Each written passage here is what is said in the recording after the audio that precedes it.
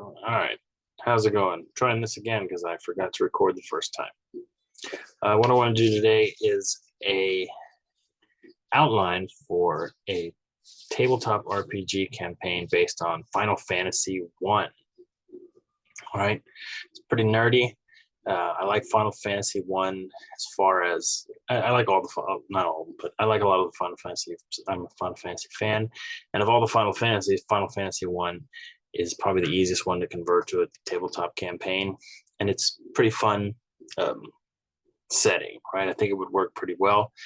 So this is my attempt to do so. Now, this is mostly an outline. I'm not going into every little detail, right? But this is just sort of an outline of how I would go about doing it, right?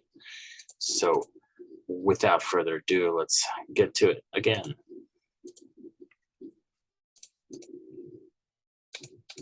Okay, so Final Fantasy 1 is a tabletop RPG. So some guidelines to think about, some notes. First note, Johnny Walker Blue. Always the best way to start everything. Now, the Roman code chaser. So the first thing I would do, I would have the characters design their story around how they came to have their crystal, right? In the game, there's 4 elemental crystals. Each one of the Warriors of Light shows up with one of them in Corneria. So have them decide, how did you get this crystal? Was it handed down through your family? Maybe you won it in a poker game, whatever, right? It can be any of that as long as there's something there. Now, some other guidelines to think about is, do you want to minimize fetch quests? Unfortunately, the way console RPGs work is they're just a long series of fetch quests before you get to the end. So I've tried to cut a lot of that out, not totally out because it is kind of part of the story, but a lot of it has been cut out, or I would cut it out. You'll still have to flesh out, if you're going to do this, you'll still need to flesh out NPCs, quest givers, tavern keepers, all those kind of things. That's not in this. You'd have to do that all on your own. Place names, town squares, what's the name of the tavern in each town? What are the name of the whoever, right? NPCs, all that stuff. You still got to do that. Now, I work under the assumption that Corneria is the sort of main hub of things going on. It's like the capital city of this region, right? And I treat the world map as not necessarily the world map from Final Fantasy, like it's the whole world, but it's just a region of the world that we're going to concern ourselves with. And Corneria is the center of that. So it is the big city, the main capital. So when anything else fails, you can always go back to Corneria, and that can be where your sort of quest central is, right? I don't have any recommendations on classes or which system you should use, D&D 5, Pathfinder, some GURPS variant, whatever you want to do. I'm not doing anything with, I'm not making this with any of those systems in mind. I do recommend when you're doing, to get the map and then flesh it out, add some towns. Easy way would be all the ports where you use the sailing ship. Those can be towns. That's an easy way to do it. Villages, hamlets, stuff like that, right? Because as it is, there's probably only about 8 towns or so. So you want to flesh that kind of stuff out. I'm not doing that here, but that's something you would want to do. So first chapter, you start at Corneria, right? And the first quest is the sort of famous is the seminal quest, rescue the princess from the bad guy, right? You start at Corneria, maybe they meet at a tavern. They become aware that the princess has been kidnapped by a guy named Garland, who is a royal knight who is, for whatever reason, displeased with his lot in life and decides to kidnap the princess. Now, straightforward rescue the princess quest. The princess is being held by Garland in these old ruins up north. Go there, kick ass, recover the princess, right? And so they go there, they explore the ruins, they find Garland, they defeat him, and as they defeat him, maybe a magical force envelops him and he disappears, right? And they're like, and setting up the sort of plot for the Final Fantasy story. They return back to Corneria, get their prize, maybe their money, whatever it is, and they're requested to go investigate the nearby town of Provoca because ships haven't been sailing, right? They're not getting goods from Provoca. And from the plot of the game is that Provoca has been taken over by pirates, right? So however you need to point them in that direction, in tavern, the king tells them, whatever it is, right? You get them going in that direction. Once they get there, they will learn that the town has been taken over by pirates, just like in the game. What I would do is say, okay, if you want to defeat the pirates, maybe you organize a local resistance.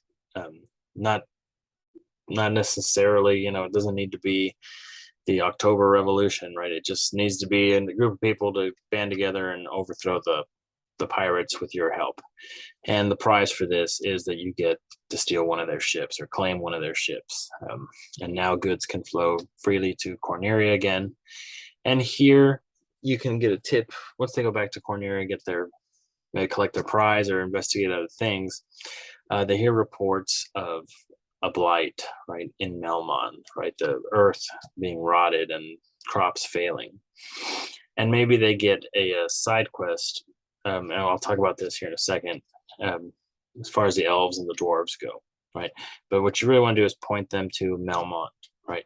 Now the next part in the game would be the whole quest line that goes to the Dark Elf and going to the Marsh Cave and getting the crown and eventually the Mystic Key and eventually the dynamite. So you can blow a hole and you can sail to Melmond. So we're going to reform that. The way I would do it is just turn that into an optional quest line, right? That sort of they pick up from the dwarves. The dwarves will say, our mines, which is the Marsh Cave, have been overrun by monsters. We can't get mithril there from there like we used to. If you can deal with this for us, we'll throw some love your way. So you go to Elfheim. The elves tell you that Astos, the Dark Elf, is responsible for all this. He has this powerful elven artifact, a crown, which he's using to control the monsters in the Marsh Cave. So you enter the Marsh Cave, slay the Dark Elf, get the mithril, get the crown, take it back to the elves and the dwarves, and the dwarves reward you by crafting you some mithril items, right? And you can sort of sell this as a way to get some powerful magical items for yourself, right? And custom made, right? Armor, shield, whatever you need. But it's very much an optional quest now, because it is just a kind of a long series of fetch quests. Really want to get them to chapter 3, which is Melmond and the Earth Cave. All right, so they go to the town of Melmond. They investigate the townspeople say that they were attacked by a vampire and maybe his forces, and they've laid waste to the town. They point in direction where the vampire's cave is. You go there, the cave entrance is guarded by a stone giant. The game, you would need to bring a ruby to the stone giant to get him out of the way so you can go get the earth rod and go back in and open the thing. We're going to kind of skip that. You can still have it where maybe there's a rumor that the stone giant that guards the cave entrance really loves rubies, and if you give him a ruby, he'll let you pass. Or you can just kill him, good old D&D stuff. But you enter the Earth Cave, you find the vampire, defeat the vampire, and you notice that the vampire is in a sort of ruins, like there's underground ruins, and there's a room where the vampire is, and it leads to even more underground ruins that emanate an evil power. And so they descend into the ruins, which is now the sort of, we'll say, the Temple of Earth underground. And inside they will find the first fiend, the Fiend of Earth, the Lich, right? Now you can have it be a Lich, or you can have it be some other powerful undead. I always throw a monkey wrench, something they haven't seen before, so I would just invent a kind of undead, but it can be whatever you want, right? It can be a undead purple worm for all you care, right? As long as it's something powerful and undead, it's the Fiend of Earth. Once they kill it, one of the crystals revives, the Earth crystal, and the way I would do it is every time they revive a crystal, it gains some sort of powers, related to Earth, right? And maybe every crystal, so for every crystal they activate, the other ones become more powerful. Any way you want to do that, but have it, have something there. Once they, revive the Earth crystal, defeat the Earth fiend, they go back to Melmond and they hear rumors, right? They can go back to Melmond and hear rumors of Onrak, the seas are bad, or the Gurgu volcano exploding, or rather erupting near Crescent Lake. Also, tips pointing to Crescent Lake, where there's the Council of Sages, right, which is in the game that will tell you more stuff. Either way, you point them at the next. It should be a slightly open campaign, right? So they can go to the water temple, or they can try to go to the fire, whichever they want to do. We'll follow, in this case, the game, the way it works, or the game plot order. You go to Crescent Lake in your boat, talk to the sages. They tell you about the fiends, right? They tell the party there's 4 elemental fiends. They learn about the crystals, and they learn that Kari is the fire fiend in the volcano.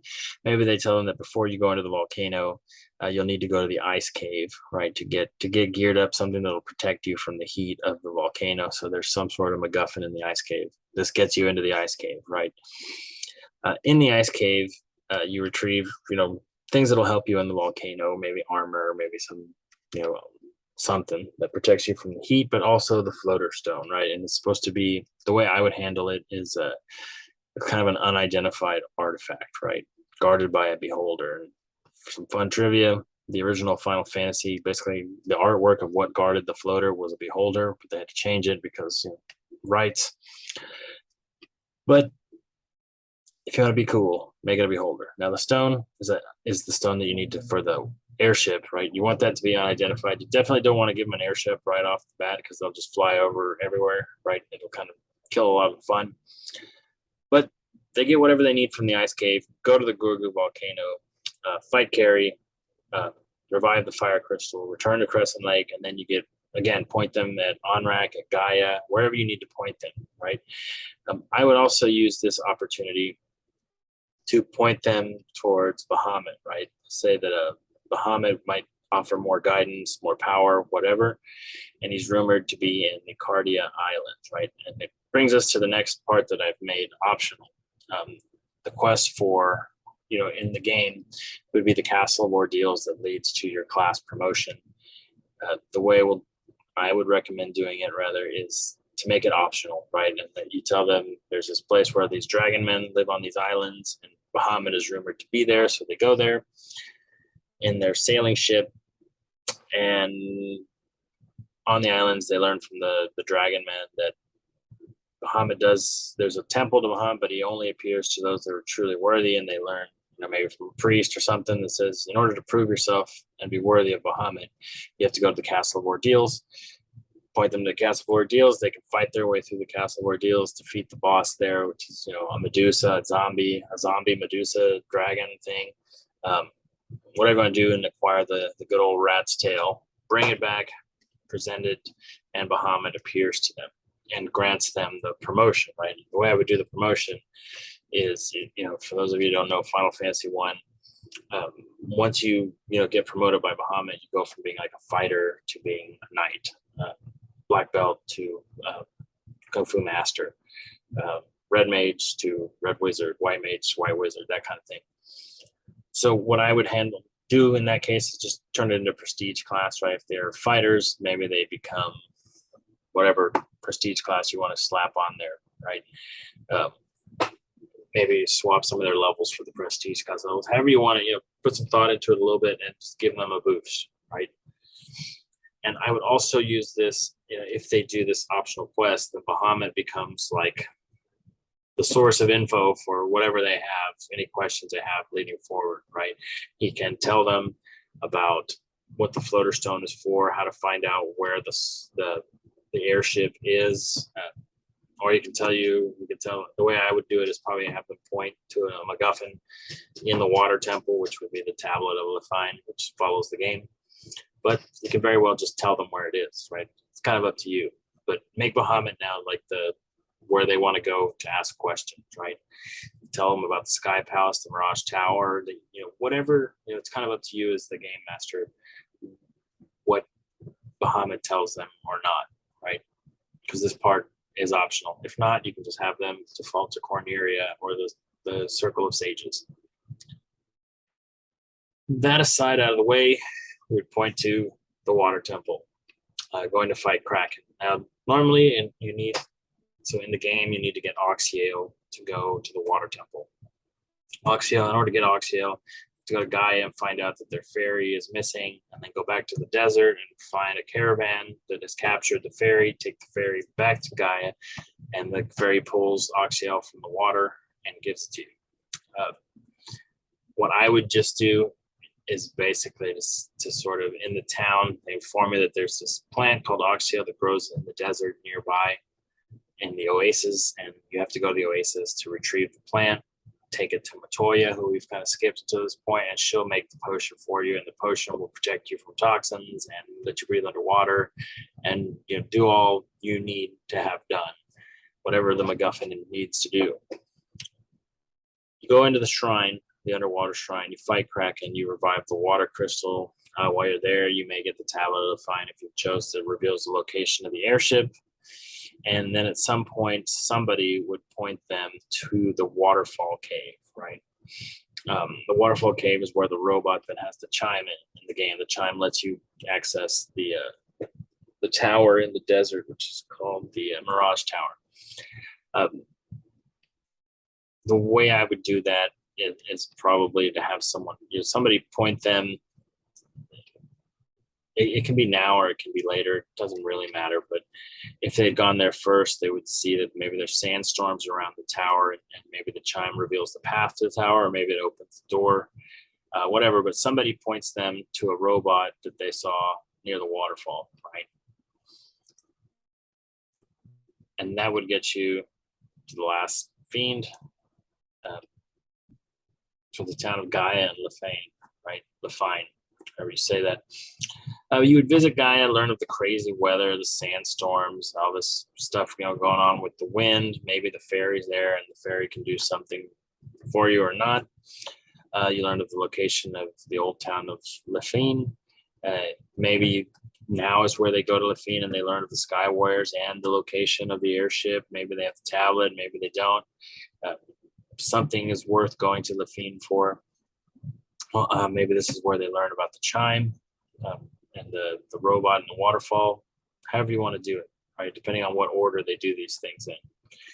But eventually they will get the chime, enter the Mirage Tower. Now in the game, you go into the Mirage Tower, and at the top floor, there's a teleporter that takes you to the Sky Palace, right? So guarding the teleporter in the game is a blue dragon, right? Here, what I would do is I would make it the War Mech, right? The sort of most fun, famous encounter of Final Fantasy 1. Put the War Mech guarding the teleporter. Right? Nice robot guard for a robot teleporter. And then once they go to the Sky Palace, they go. This is where they'll fight Tiamat. They'll fight they'll gain the adamantine, find it, and revive the wind crystal. And from this point on, all 4 crystals are lit. And now whoever needs to point them in the direction, but somebody points them in the direction of the original Temple of Fiends, right, where they first fought Garland. And they say something is wrong, some power's flowing there. There's also maybe Bahamut is a great person to inform them that there's something wrong with the flow of time. Head there, we detect a trail of breadcrumbs going to the Temple of Fiends. Final chapter, they would use the adamantine they got in Sky Palace, take it to the dwarves. Maybe they can only get the adamantine, or they only forge the Excalibur if they've already done the Mithril quest, however you want to do that. They can finish any other quests and finally enter the Temple of Fiends, right? And enter the portal. They get sucked back in time in the way that Garland had, and they fight Chaos / Garland, right? And learn of the time loop, how when they killed Garland, the power of the temple sent him back in time, and he in turn sent forward the fiends, and it sort of starts this sort of loop. You can have it be a big encounter. Maybe the mass immune is there, like in the game. Maybe there's different floors, and they have to fight all the fiends again, or they can just go zap back in time, and they're right in front of Chaos and whatever, right?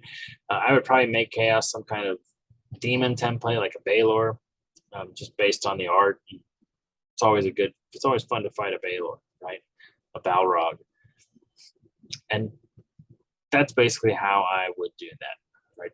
So there you have it in a nutshell, a kind of outline for turning Final Fantasy 1 into a TTRPG campaign. I really want to do like this. This is fun for me because I'm a dork, but I really want to do like Final Fantasy 6, but It's super difficult. So if you know this eventually people like this, comment on it, and people like it, maybe I'll do Final Fantasy because that would be uh, an ordeal, right? Or Final Fantasy 4, or whichever, whatever works for D&D. But I'll leave it at that. I will see you next time.